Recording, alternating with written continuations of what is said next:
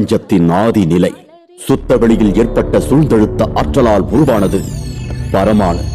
பரமாணு பலவாகி பெருகி பெருகி பெருகி உருவானது இந்த பேரண்டம். பேரண்டத்தில் கோடானு கோடி நட்சத்திரங்கள். ஒவ்வொரு நட்சத்திரமும் ஒரு சூரியனே.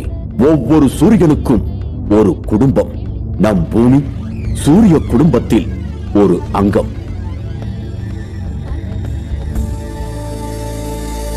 பூமியின் தட்பவெட்ப நிலைகள் பரிமாணம் பெற்று தோன்றின உயிர்கள். ஓரறிவு, ஈரறிவு என பரிமாணம் பெற்று பகுத்தறிவு எனும் ஆறறிவுடன் பிறந்தான் மனிதன்.